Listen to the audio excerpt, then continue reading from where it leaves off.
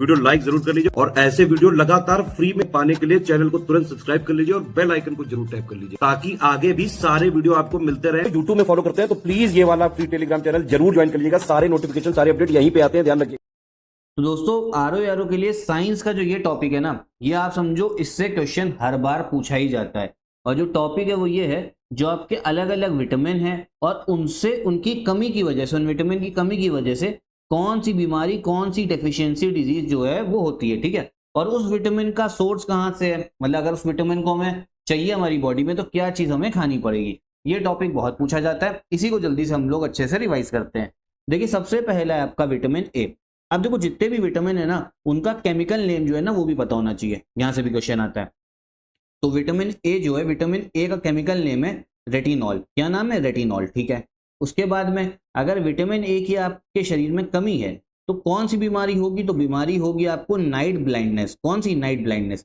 आगे जो लिख रखा वो इतना काम का नहीं है, लेकिन तब भी एक बार पढ़ ले रहे। जीरोफेथेल्मिया और आपका केराटिनाइजेशन ऑफ स्किन इन्फेक्शन, बस। लेकिन विटामिन ए का जो सवाल आता है वो नाइट ब्लाइंडनेस को लेकर ही आता है, ठीक है। तो ये चीज आप लोग ध्यान रखिएगा। और अगर मान लो हमें ये बीमारी दूर करनी है, विटामिन ए हमें शरीर में चाहिए, तो क्या खाना पड़ेगा? तो जो गाजर होती, कैरेट और मिल्क, ठीक है। मिल्क मतलब दूध, दूध से बनी हुई जो भी चीजें वो भी, जैसे चीज हो गया, बटर हो गया। पहली दो सोर्सेस जो है ना वही याद रखना। तो विटामिन ए भैया शरीर को कहाँ से मिलेगा? गाजर से और दूध से, ठीक। फिर है आपका विटामिन बी1, ये भी काफी इंपॉर्टेंट है। इसका केमिकल नेम है थाइमीन। क्या नाम है? थाइमीन। इससे क्या होता है? इससे होता है आपका भैया बेरी और ग्रोथ रिटार्डेशन, मतलब सही से भैया आपका ग्रोथ नहीं होगी बच्चों में। और बेरी क्या होता है? इस ये आपका नर्वस सिस्टम और जो आपका हृदय है, जो आपका दिल है, जो हार्ट है, उसकी डिजीज है ये, ठीक है। जो बेरी है वो नर्वस सिस्टम और हार्ट की बीमारी है। अब विटामिन बी1 हमें मिलता कहाँ से है? सीरियल्स। सीरियल्स क्या होता है? जो अनाज होता है, जो आपका गेहूं हो गया, चावल हो गया, ठीक है, व्हीट और राइस। फिर आपका लेग्यूम्स हो गया।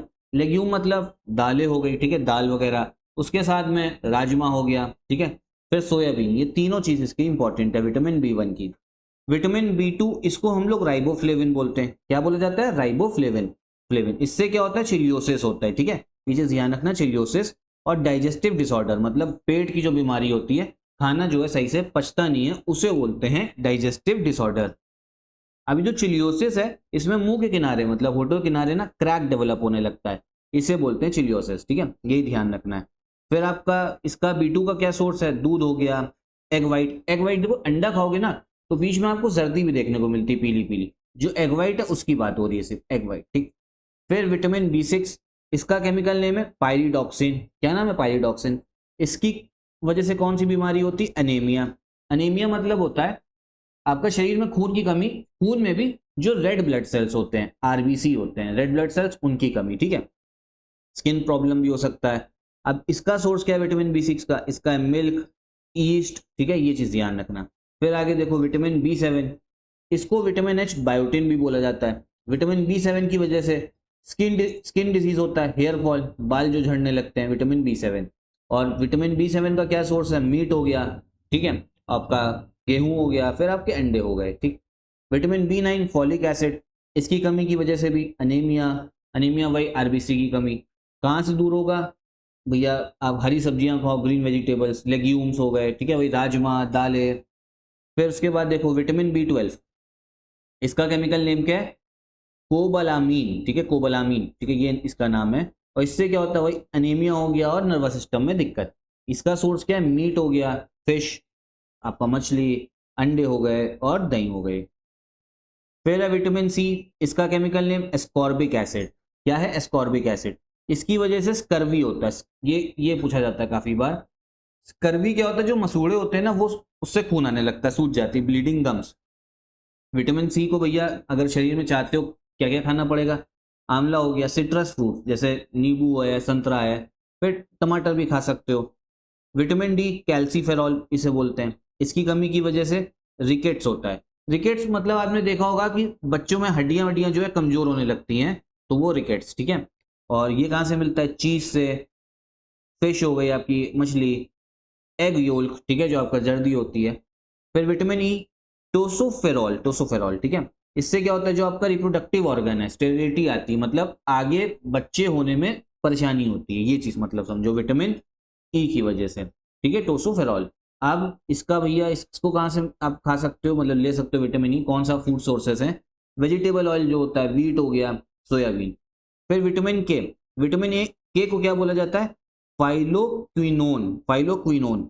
देखो विटामिन के की भैया कमी की वजह से आपका जो ब्लड क्लॉटिंग है ना वो डिले होती है। देखो मैं इसका सिंपल सा मतलब क्या है, मान लो आपके हाथ में चोट लग गई आपको और खून आने लग गया, थोड़ी देर में खून जो है रुक जाता है, क्लॉट बन जाता है, जम जाता है खून, ठीक है, फिर निकलेगा नहीं। लेकिन अगर विटामिन के की कमी है ना, तो भैया जो ब्लड क्लॉटिंग है, खून बहता रहेगा, क्लॉट ही नहीं बनेगा, ठीक है, ब्लीडिंग होती रहेगी। तो इसलिए के की विटामिन के जो है शरीर में होना जरूरी है। कहीं अगर चोट लग गई, थोड़ा सा खून खून बहा आपका, बाकी जो है खून आपका क्लॉटिंग हो गई तो फिर और नहीं बहेगा, ठीक है।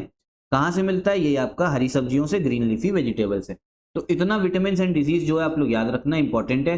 बाकी देखो ये साइंस का हमारा एससीएस का लिस्टिंग है, ठीक है, स्टडी फॉर सिविल सर्विसेज का सिलेक्शन मटेरियल है, आप ले सकते हो इसको इन नंबर्स पे कॉल करके, इससे बढ़िया से आपका रिवीजन हो जाता है। टोटल 35 पन्ने का है, तो रिवीजन हो जाएगा, इसमें सब कुछ है, फिजिक्स, केमिस्ट्री और बायोलॉजी भी आपका। और बाकी आरओ का टेस्ट सीरीज एक बार लगा लीजिएगा एग्जाम से पहले, ठीक है, एससीएस की चल रही है, तो उससे आपको समझ में आएगा किस हिसाब से क्वेश्चन आ रहे हैं और कितना कट ऑफ आपका जा रहा है। ऐसी रिवीजन चलता रहेगा। और कौन सा टॉपिक रिवीजन में चाहते हो तो कमेंट बॉक्स में एक बार बताइएगा जरूर।